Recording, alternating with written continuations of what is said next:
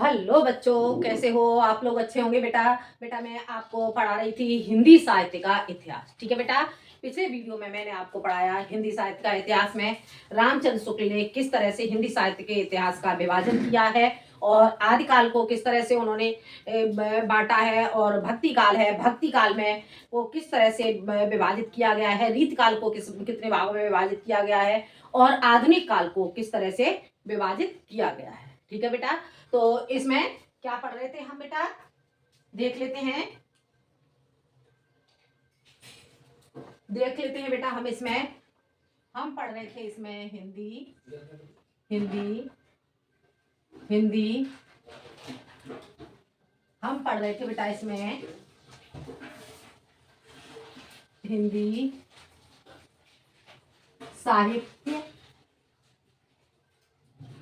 साहित्य का इतिहास। ठीक है बेटा। तो इसमें मैंने आपको बताया रामचंद्र शुक्ल जी हैं। रामचंद्र शुक्ल जी ने हिंदी साहित्य के इतिहास को 4 भागों में विभाजित किया: आदिकाल, भक्तिकाल, रीतिकाल और आधुनिक काल। ठीक है बेटा।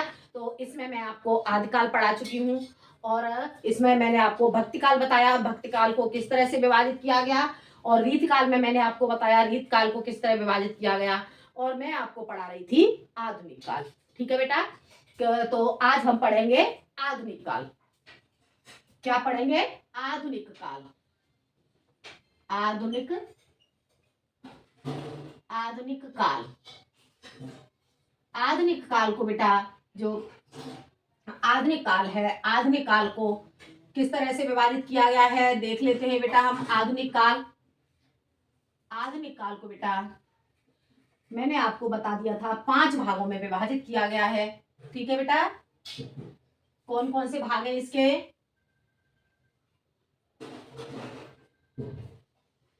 आधुनिक काल को 5 भागों में बेटा विभाजित किया गया है। ठीक है। तो देख लेते हैं। इसमें पहला हो जाता है बेटा आपका भारतेंदु युग। ठीक है बेटा। और दूसरा आपका हो जाता है इसमें द्विवेदी युग।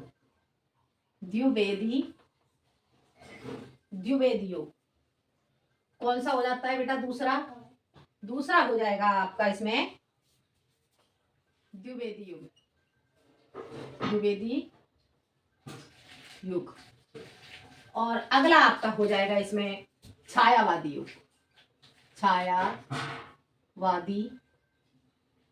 युग। ठीक है बेटा।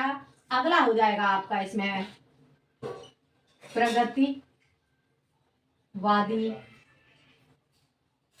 प्रगतिवादी युग। और अगला होगा इसमें बेटा प्रयोगवादी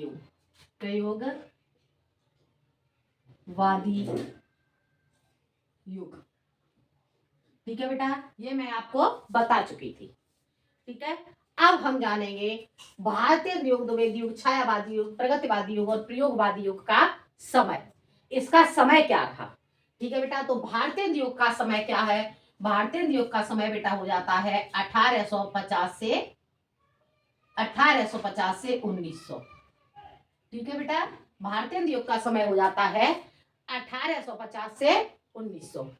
और द्विवेदी युग का समय हो जाता है बेटा 1900 से 1922। ठीक है बेटा। 1922। और छायावादी युग का समय हो जाता है 1922 से 1938। ठीक है बेटा। और प्रगतिवादी युग का समय हो जाता है बेटा 1938 से ये आपका हो जाएगा 1947। और प्रयोगवादी से योग का समय हो जाएगा बेटा 1947 से अब तक। ठीक है बेटा। समझ आ गया बेटा? इसका समय क्या हो जाता है?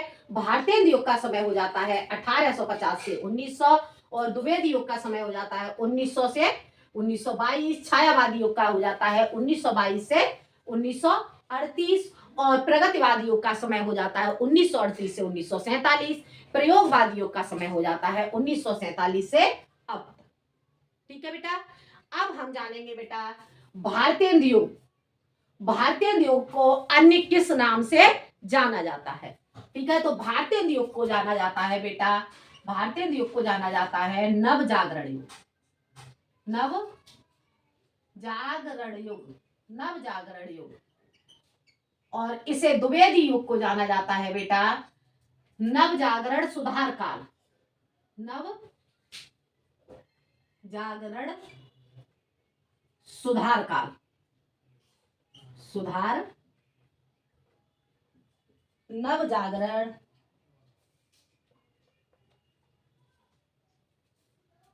नव जागरण सुधार काल, ऐसे लिख दे रही हूं, सुधार काल।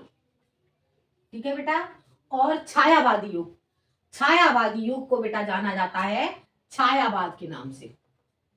सॉरी, छायावादी युग को जाना जाता है शुक्लोत्तर युग या शुक्ल युग, शुक्ल युग। छायावादी युग को जाना जाता है बेटा शुक्ल युग के नाम से, और प्रगतिवादी युग को जाना जाता है मार्क्स मार्क्स मार्क्सवादी मार्क्सवादी विचारधारा, विचारधारा,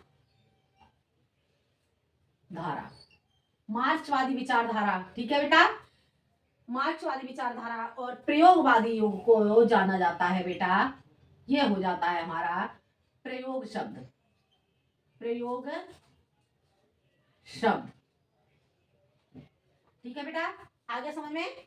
भारतीय युग को जाना जाता है नवजागरण युग के नाम से, द्विवेदी युग को जाना जाता है नवजागरण सुधार काल के नाम से, और छायावादी युग को जाना जाता है शुक्ल युग के नाम से, प्रगतिवादी युग को जाना जाता है मार्क्सवादी विचारधारा के नाम से, और प्रयोगवादी युग को जाना जाता है प्रयोग शब्द के द्वारा। ठीक है बेटा, देखो इसमें बेटा जो आपका छायावादी युग है इसे शुक्ल युग के नाम से। ठीक है बेटा, अब हम जानेंगे बेटा इनका नाम, जो भारतीय युग है, भारतीय युग का नाम भारतीय युग कैसे पड़ा, किसके नाम पर पड़ा, और द्विवेदी युग का नाम द्विवेदी युग कैसे पड़ा, छायावादी युग, प्रगतिवादी युग और इन सब का नाम कैसे पड़ा, ये हम जानेंगे। ठीक है बेटा, तो देख लेते हैं। शुक्ल युग इसे कहेंगे बेटा साम्य, साम्य, साम्य आंदोलन कहेंगे बेटा इसे, साम्यवादी, साम्यवादी, साम्यवादी आंदोलन। ठीक है बेटा, इसे यहां पे चेंज कर दो, इससे कहेंगे हम साम्यवादी, साम्यवादी आंदोलन, आंदोलन। ठीक है बेटा, ये से कह देंगे साम्यवादी आंदोलन। अब हम देखते हैं भारतीय युग, भारतीय युग का नाम भारतीय युग कैसे पड़ा, भारतीय युग का नाम पड़ा यहाँ पर भारतेंदु हरिश्चंद्र के नाम पर, भारतेंदु, भारतेंदु हरिश्चंद्र, हरिश्चंद्र, भारतेंदु हरिश्चंद्र के नाम पर भारतीय युग का नाम पड़ा। और द्विवेदी युग, द्विवेदी युग का नाम कैसे पड़ा, द्विवेदी युग का नाम पड़ा बेटा महावीर प्रसाद द्विवेदी के नाम पर, महावीर, महावीर प्रसाद द्विवेदी, महावीर प्रसाद द्विवेदी के नाम पर इसे कहा जाता है द्विवेदी युग। ठीक है बेटा, समझ आ गया। शुक्लोत्तर युग, शुक्ल युग, छायावादी युग, शुक्ल युग, इसे कहा जाता है बेटा छायावाद के नाम पर, छायावाद, छायावाद, छायावाद बेटा क्या है ये मैं अभी आपको बताऊंगी। ठीक है, और प्रगतिवादी युग, प्रगतिवादी युग को प्रगतिवादी युग हुआ मार्क्सवादी विचारधारा, मार्क्सवादी विचारधारा, विचार धारा, मार्क्सवादी विचारधारा। ठीक है बेटा, और प्रयोगवादी युग, प्रयोगवादी युग के जनक माने जाते हैं, प्रयोगवादी युग का शब्द का नाम प्रयोगवादी युग पड़ा सच्चिदानंद, सच्चिदानंद, सच्चिदानंद हीरानंद, हीरानंद वात्स्यायन, वात्स्यायन, सच्चिदानंद हीरानंद वात्स्यायन अज्ञेय, सच्चिदानंद हीरानंद वात्स्यायन अज्ञेय इसके जनक माने जाते हैं और इनके द्वारा इसका नाम प्रयोगवादी, प्रयोगवादी योग हुआ। ठीक है बेटा, अब हम इसके बारे में थोड़ा सा समझ लेते हैं। जो हमारे जो भारतेंद्र योग है, भारतेंद्र योग पढ़ा भारतेंद्र हरिश्चंद्र के नाम पर, और जो द्विवेदी योग है, द्विवेदी योग पढ़ा महावीर प्रसाद द्विवेदी के नाम पर। ये तो क्लियर आपको समझ में आ रहा है। ठीक है बेटा, अब यहाँ पे आपका कंफ्यूज हो रहा होगा कि ये छायावाद कैसे, तो ये मैं बेटा आपको समझा दूं। ये जो छायावादी युग है, छायावादी युग को शुक्ल युग के नाम से जाना जाता है, इतना आपको समझ में आ गया बेटा। और छायावाद, इसे छायावाद क्यों कहा गया? ठीक है बेटा, छायावाद के नाम पर इसका नाम छायावादी युग क्यों पड़ा? एक हमारे लेखक थे बेटा मुकुटधर। ठीक है, कौन से लेखक थे? हमारे लेखक थे बेटा, ये लेखक थे हमारे बेटा, ऐसे मैं यहाँ लिख दे रही हूँ, मुकुटधर, मुकुटधर, मुकुटधर, मुकुटधर ने बेटा अपने निबंध में पहली बार छायावाद शब्द का प्रयोग किया। जो मुकुटधर ने निबंध की रचना की और उन्होंने अपने निबंध में पहली बार छायावाद शब्द का प्रयोग किया। इसी शब्द के कारण इस युग का नाम छायावादी युग पड़ा। हो गया क्लियर बेटा? समझ आ गया इतना? अब आगे देखते हैं बेटा, मार्क्सवादी विचारधारा। जो प्रगतिवादी युग है, इसका मार्क्सवादी विचारधारा, जो मार्क्सवादी लोग थे उनकी विचारधारा के ऊपर इसका नाम मार्क्सवादी विचारधारा। ठीक है, ये आ गया आपका प्रयोगवादी युग। प्रयोगवादी युग बेटा मैं आपको बता दूं, जो हमारे जो है सच्चिदानंद हीरानंद वात्स्यायन अज्ञेय, ठीक है, ये इन्होंने सबसे पहले प्रयोग शब्द का की खोज की। प्रयोग शब्द, प्रयोग करके देखना, अर्थात बच्चों में कुछ करके सीखने की क्षमता, कुछ करना, तब उसके प्रयोग के द्वारा बच्चों को कुछ समझ में आना। तो ठीक है, तो इसीलिए प्रयोग शब्द का की खोज, प्रयोग का अर्थ हो गया खोज करना। क्या हो गया प्रयोग का अर्थ बेटा? खोज करना। तो जो सच्चिदानंद हीरानंद वात्स्यायन यज्ञ हैं, इन्होंने प्रयोग शब्द का अर्थ किया, प्रयोग का अर्थ खोज के द्वारा हो गया, अर्थात बच्चों के लिए नए नए तरीकों की खोज करना। तो इसीलिए इनके द्वारा इसे कहा गया, सच्चिदानंद हीरानंद वात्स्यायन के अज्ञेय के प्रयोग शब्द की खोज के द्वारा इसका नाम प्रयोगवादी युग पड़ा। हो गया क्लियर बेटा? इतना समझ में आ गया होगा बेटा आपको। अब हम जानते हैं बेटा, इसके बाद हम जानते हैं बेटा,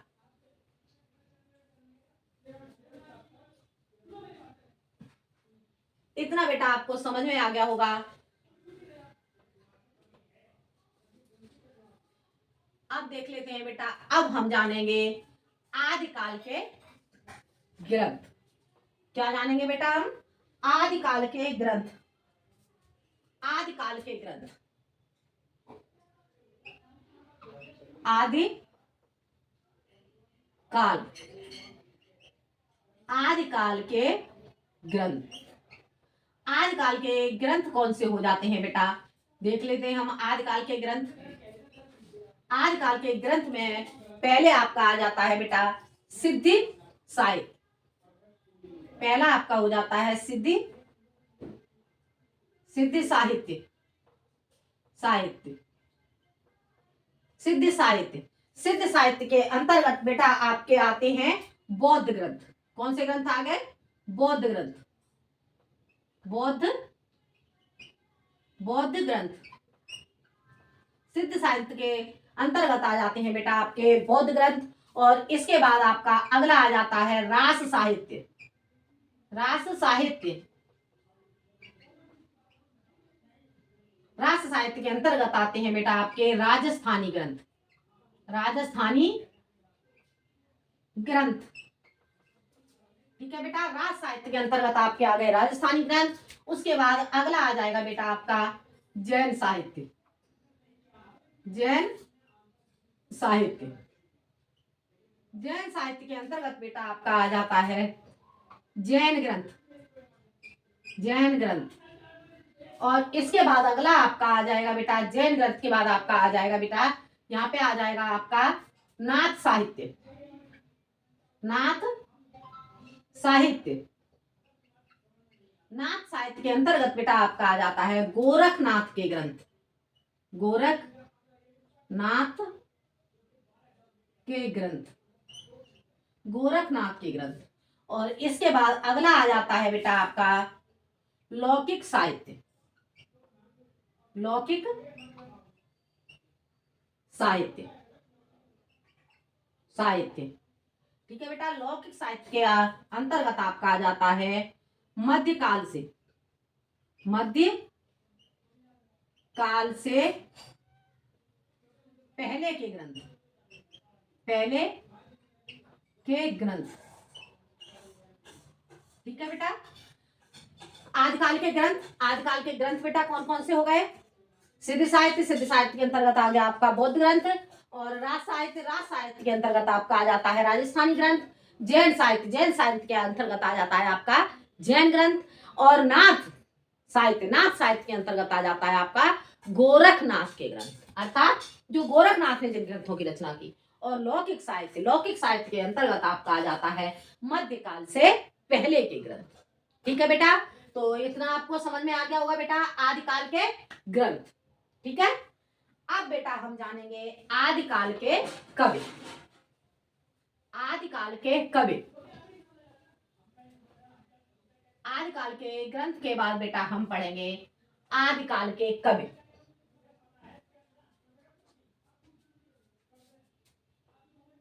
आदि काल के कवि, आदिकाल के कवि, आदिकाल के कवि, आदिकाल के कवि। ठीक है बेटा, आदिकाल के कवि में बेटा आपके आ जाते हैं, आदिकाल में आपके प्रथम कवि हुए थे, जो प्रथम कवि हुए थे आदिकाल के वो हुए थे आपके महर्षि वाल्मीकि, और जिन्होंने रचना की थी रामायण, रामायण ग्रंथ की रचना की। ठीक है बेटा, तो आदिकाल के प्रथम कवि, आदि काल के प्रथम कवि, प्रथम कवि, आदिकाल के प्रथम कवि कौन हो जाते हैं? महर्षि, महर्षि वाल्मीकि, वाल्मीकि, महर्षि वाल्मीकि। ठीक है, और इनकी रचना हो जाती है आपकी, रचना हो जाएगी बेटा इनकी रचना, रचना इनकी हो जाएगी बेटा आपकी रामायण, रामायण। ठीक है बेटा, इतना आपको समझ में आ गया। आदिकाल के प्रथम कवि कौन हो गए? महर्षि वाल्मीकि, और रचना इनकी हो जाती है रामायण। ठीक है बेटा, अब आगे बेटा हम जानते हैं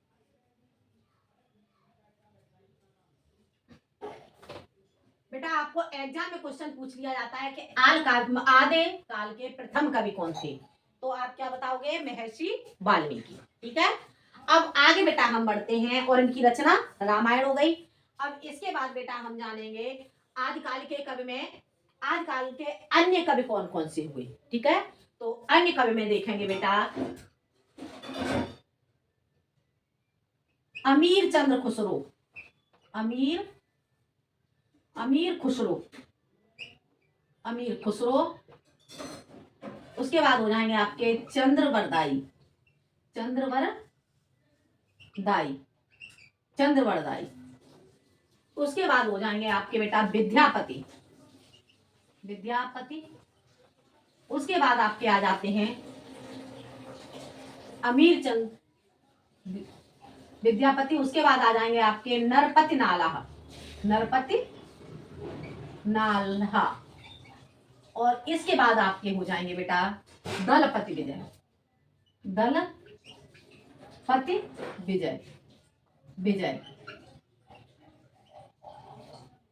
दलपति विजय। ठीक है बेटा, आदिकाल के बेटा कवि आप बहुत सारे कवि हुए आदिकाल में, लेकिन इसमें से जो मुख्य कवि हैं जो आपके एग्जाम में पूछे जाते हैं वही मैं आपको पढ़ा रही हूँ।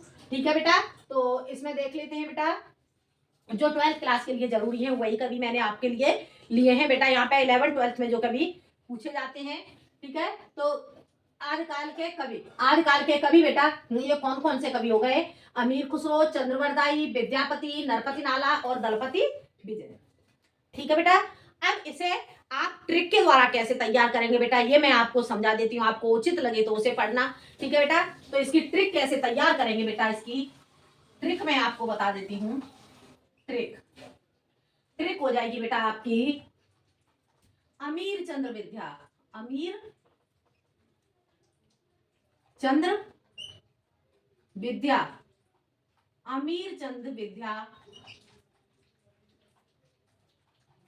अमीर चंद्र विद्या जैसे जैसे नर ने दल पर विजय करी। क्या हो गई बेटा इसकी ट्रिक? अमीर चंद्र विद्या जैसे नर ने दल पर विजय करी। कितनी जल्दी बेटा इसे तैयार कर लेंगे?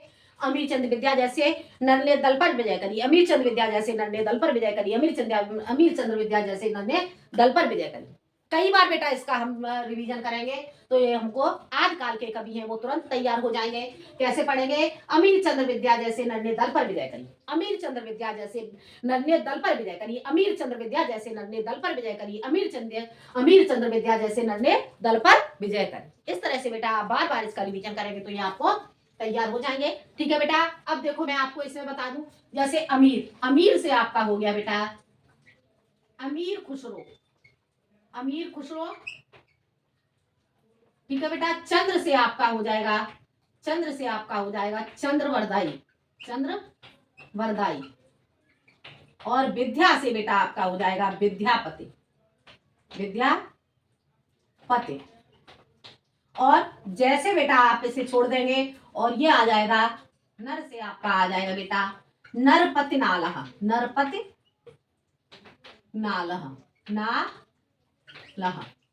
और दल पर विजय करी। इसमें से बेटा आप दल और इसमें से बेटा आप इसे ऐसे लिखेंगे दल पति विजय। ठीक है बेटा। समझ आ गया होगा बेटा आपको समझ में? ठीक है। अमीर से आपको हो गया अमीर खुसरो, चंद्र से आ गया चंद्रवरदाई, विद्या से आ गया विद्यापति, नर से आपका बेटा आ गया नरपति नाला, और दल पर विजय करी, इससे आपका हो जाएगा बेटा दलपति विजय। ठीक है बेटा। आसानी से आप तैयार कर सकते हो। अमीर चंद्र विद्या जैसे नर ने दल पर विजय करी, अमीर चंद्र विद्या जैसे नर ने दल पर विजय करी।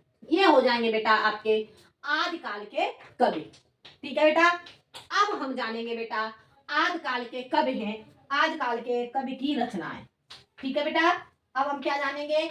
अब हम जानेंगे बेटा आदिकाल के कवि की रचनाएं। आदिकाल के कवि की रचनाएं जानेंगे बेटा। हम देख लेते हैं आदिकाल के कवि की रचनाएं।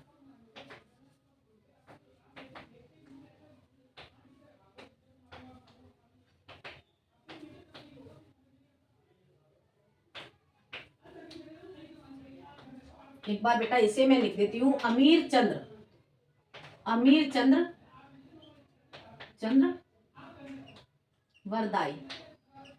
वरदाई, इसके पास आ जाएगा, इसके बाद आ जाएगा आपका बेटा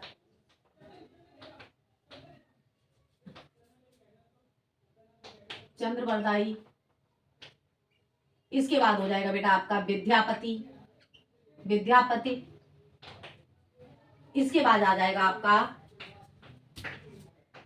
नरपति नाला,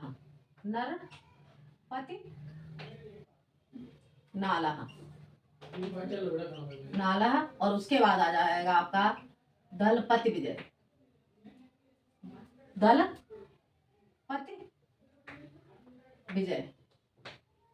ठीक है बेटा। ये हो जाएगा आपका दलपति विजय। अब बेटा यहां से हम एक एक कवि लेते हैं और इनकी रचनाएं देख लेते हैं जो ज्यादातर बोर्ड एग्जाम में पूछी जाती हैं। अब सबसे पहले हम पढ़ेंगे बेटा अमीर खुसरो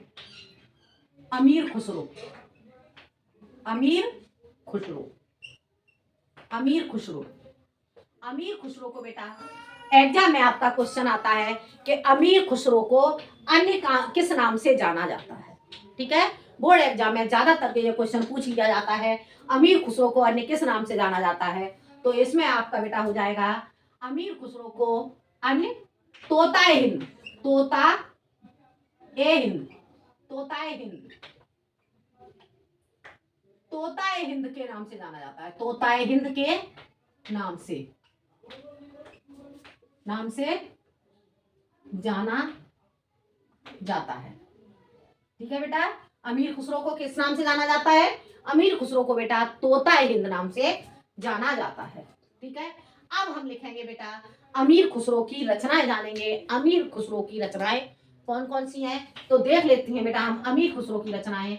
इनकी रचनाएं हो जाएंगी बेटा, पहले इसकी रचना हो जाएंगी आशिकी, आशिका, सॉरी बेटा ये मैंने पहले हो जाएगी आपकी आशिका, उसके बाद आ जाएगी आपकी पहेलियां, पहेलियां, पहेलियां, पहेलियां। उसके बाद आ जाएगा बेटा आपका खलिकवारी, खलिकवारी, खलिकवारी। ये रचनाएं बेटा एग्जाम में पूछ ली जाती है। ठीक है, खलिकवारी के बाद आ जाएगा बेटा आपका हालत ए हिंद, खलिकवारी के बाद आ जाएगा बेटा आपका हालत ए हिंद, हालत ए हिंद, हालत ए कन्हैया, हालत ए कन्हैया, कन्हैया। और इसके बाद आ जाएगा बेटा इनकी रचना नजराना, नजराना। ठीक है बेटा, क्या क्या हो गई इनकी रचनाएं? अमीर खुसरो को तोता हिंद नाम से जाना जाता है, इतना समझ में आ गया होगा बेटा। और इनकी रचनाएं कौन सी हो गई? आज की पहेलियां, खलिकवारी, हालत हिंद कन्हैया और नजराना। ठीक है बेटा, तो अब बेटा मैं आपको बताऊंगी इसकी ट्रिक हम कैसे तैयार करेंगे। इसकी ट्रिक तैयार करेंगे बेटा हम, ट्रिक देख लेते हैं हम। इसकी ट्रिक क्या हो जाएगा? आशिकी की पहेलियों के लिए, आशिकी की पहेलियों के लिए खलिकवारी कन्हैया ने नजराना दिया। क्या हो जाएगी? आशिकी की, आशिकी, आशिकी की पहेलियों, पहेलियों के लिए, आशिकी की पहेलियों के लिए, आशिकी की पहेलियों के लिए खलिकवारी, खलिकवारी, खलिकवारी, खलिकवारी कन्हैया, खलिकवारी कन्हैया ने नजराना, नजराना, खलिकवारी कन्हैया ने नजराना दिया। ठीक है बेटा, क्या हो गई आपकी ये? इसमें बेटा आपकी जो रचना है, इसमें बेटा कैसे तैयार करेंगे? ट्रिक के द्वारा। जो अमीर खुसरो की रचनाएं हैं, ट्रिक के द्वारा बेटा तैयार करेंगे। जो आशिकी की, आशिकी की पहेलियों पर खलिकवारी कन्हैया ने नजराना दिया।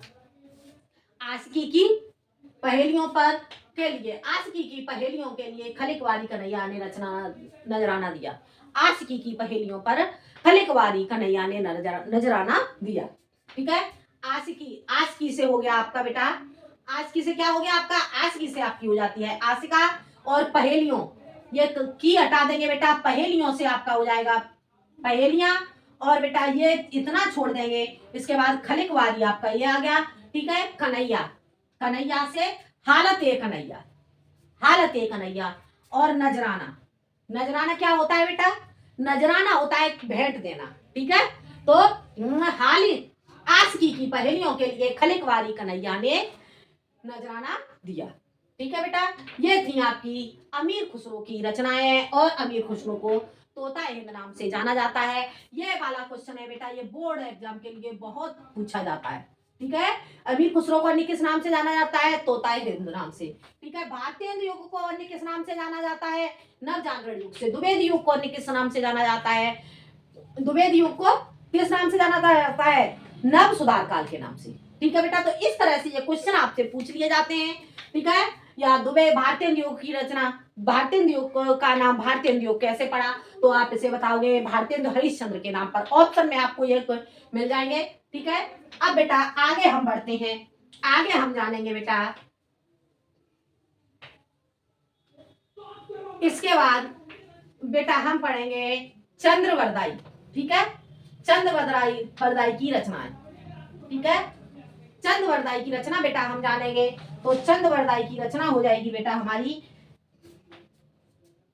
चंद्रवरदाई, चंद्रवरदाई, चंद्रवरदाई, चंद्रवरदाई। चंद्रवरदाई क्या है बेटा? ये चंद्रवरदाई बेटा जो ये कवि हैं, ये वीर गाथा काल के सबसे श्रेष्ठ कवि थे। ठीक है बेटा, चंद्रवरदाई क्या थे? चंद्रवरदाई वीर गाथा काल के सबसे श्रेष्ठ कवि थे। आगे बेटा समझ में, जो चंद्रवरदाई थे, चंद्रवरदाई वीर गाथा काल के सबसे श्रेष्ठ कवि थे। क्या थे? वीर गाथा काल के, वीर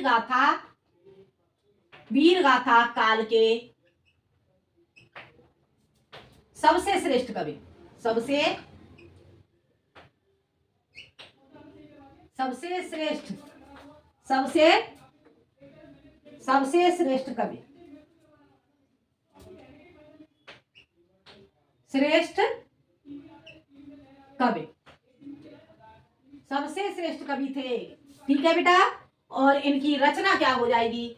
चंद्रवरदाई की बेटा रचना हो जाती है आपकी, चंद्रवरदाई की रचना बेटा इनकी हो जाएगी पृथ्वीराज रासो, पृथ्वीराज रासो। ये बेटा ज्यादातर एग्जाम में पूछी जाती है आपकी रचना पृथ्वीराज रासो, पृथ्वीराज रासो, पृथ्वीराज रासो। ठीक है बेटा, एग्जाम में पूछा जाता है ये पृथ्वीराज रासो। जो चंद्रवरदाई है, चंद्रवरदाई की रचना क्या है? पृथ्वीराज रासो। या फिर आ जाएगा आपका बेटा पृथ्वीराज रासो दिया होगा, इसके लेखक का नाम बताइए, इसके कवि का नाम बताइए, तो आप बताओगे चंद्रवरदाई, चंद्रवरदाई बताओगे। ठीक है बेटा, अब आगे बेटा हम जानते हैं, इसके बाद चंद्रवरदाई के बाद अगले कवि हमारे आ जाते हैं विद्यापति। कौन से कवि आ जाएंगे बेटा?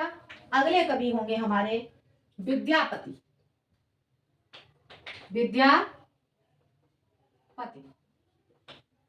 विद्यापति। विद्यापति की रचनाएं बेटा आपकी कौन सी हो जाती हैं? अब इनकी रचनाएं जानेंगे। रचनाएं हो जाती हैं बेटा विद्यापति की पदावली, पदावली। उसके बाद हो जाएगी आपकी बेटा कीर्ति लता, कीर्ति लता, कीर्ति लता। ठीक है, और इसके बाद आएगी आपकी बेटा कीर्ति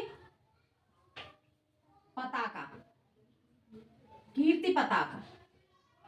ठीक है बेटा, ये हो गई आपकी विद्यापति की रचनाएं। विद्यापति की रचनाएं क्या क्या हो गई? पदावली, कीर्ति लता और कीर्ति पताका। अब बेटा इसे आप कैसे तैयार करेंगे, इसकी आपको ट्रिक बताऊं मैं बेटा। ट्रिक, इसकी ट्रिक हो जाएगी बेटा पद लता पता, पद लता,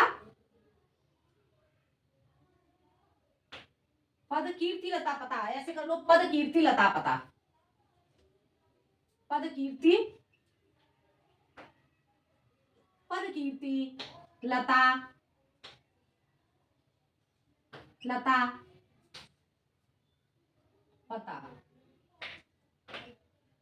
कब? पद कीर्ति लता पता का, पद कीर्ति लता पता का। वैसे भी आप आसानी से इसे तैयार कर सकते हैं। पद से आपका हो गया पदावली, पदावली, कीर्ति से आपका हो गया, कीर्ति लता से आपका हो जाएगा बेटा कीर्ति लता और कीर्ति पताका। ठीक है बेटा, तो ये आपकी हो गई विद्यापति की रचनाएं। ठीक है बेटा, अब हम इसके बाद जानेंगे विद्यापति के बाद बेटा नरपति नाला। क्या पढ़ेंगे हम बेटा? इसके बाद हम पढ़ेंगे नरपति नाला, नरपति नाला, नरपति नाला, नरपति नाला, नाला, नरपति नाला। बेटा नरपति नाला की रचना क्या हो जाएगी? इसकी रचना हो जाएगी बेटा रचना, रचना, इनकी रचना हो जाएगी बेटा बीसल देवरासु, बीसल बीसल देव रासो। इनकी रचना क्या हो गई बेटा? बीसल देव रासो। ठीक है, नरपति नाला की रचना हो गई बीसल देव रासो। बोर्ड एग्जाम में बेटा पूछी जाती है नरपति नाला की रचना बताइए या फिर बीसल देव रासो के रचनाकार बताइए। ठीक है बेटा, तो बीसल इनकी नरपति नाला की रचना हो गई बीसल देव रासो। बेटा ये एक प्रेम कथा है। ठीक है बेटा, ये क्या है? एक प्रेम गाथा है। एक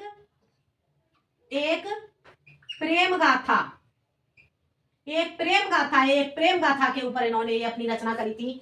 ठीक है बेटा, ये आपके हो जाएंगे बेटा नरपति नाला। और उसके बाद हम पढ़ेंगे बेटा नरपति नाला के बाद बेटा हम पढ़ेंगे नरपति नाला के बाद हम बेटा ये पढ़ेंगे जगनिक। जगनिक, जगनिक, ये बेटा मैं आपको यहाँ पे बताना भूल गई। जगनिक, जगनिक बेटा आप ट्रिक में जब ट्रिक में तैयार करेंगे तो यहाँ पे जगनिक की जगह आप बेटा कर लेंगे जगत। ठीक है, जगत से आप बना लेंगे जगनिक। हो गया क्लियर बेटा? जगनिक, जगनिक की बेटा आपकी रचना हो जाएगी, जगनिक की बेटा रचना हो जाएगी आपकी जगनिक रचना। रचना बेटा इनकी हो जाएगी आपकी परमाल रासो। परमाल रासो, ये बेटा मैं भूल गई थी यहाँ पे आपको बताना, लेकिन ये बोर्ड एग्जाम के लिए बहुत जरूरी है। ये बोर्ड एग्जाम में पूछी जाती है, 11th और 12th के एग्जाम में पूछी जाती है, इसलिए बेटा मैं आपको ये बता रही हूँ। जगनिक रचना है परमाल रासो। ठीक है, इनकी रचना क्या हो गई? परमाल रासो। इसमें बेटा जो परमाल रासो है, परमाल रासो में बेटा दो भाई थे आला उदल। आला, आला और उदल, आला और उदल का वर्णन है। ठीक है बेटा, आला उदल का वर्णन। ठीक है बेटा, ये क्या है? परमाल रासो में, परमाल रासो में दो व्यक्ति हो जाते हैं आला और उदल, आला उदल का वर्णन किया गया है। ये थी बेटा जगनिक की रचना परमाल रासो। और लास्ट में बेटा आपकी रह जाती है आपकी रचना बेटा दलपति विजय। ठीक है बेटा, दलपति विजय, दलपति विजय की रचना रह जाती है बेटा। कौन से लेखक आपके रह जाते हैं बेटा? कौन से कवि हैं? दलपति, दलपति विजय, दलपति विजय। और दलपति विजय की रचनाएं आपकी हो जाती हैं बेटा खुमान रासो।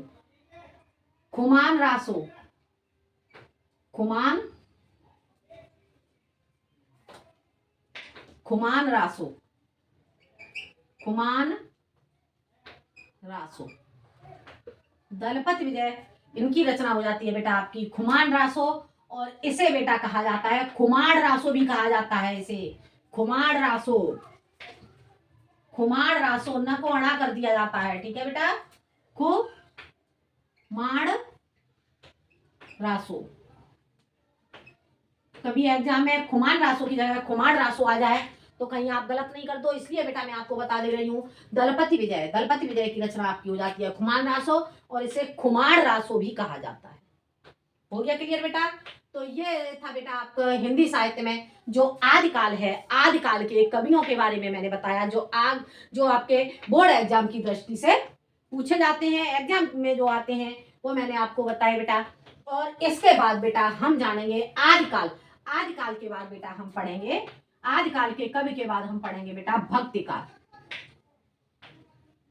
भक्तिकाल के कवि, कौन से कवि पढ़ेंगे हम? भक्तिकाल के कवि। ठीक है बेटा, तो इतना बेटा आपको समझ में आ गया होगा। आदिकाल के कवि बेटा आपको समझ में आ गए होंगे। अब आगे हम पढ़ेंगे भक्तिकाल के कवि। ठीक है बेटा, तो भक्तिकाल के कवि मैं बेटा आपको बताऊंगी अगले वीडियो में, क्योंकि वीडियो बहुत लंबा हो जाएगा। ठीक है, तो आज के लिए इतना ही। धन्यवाद।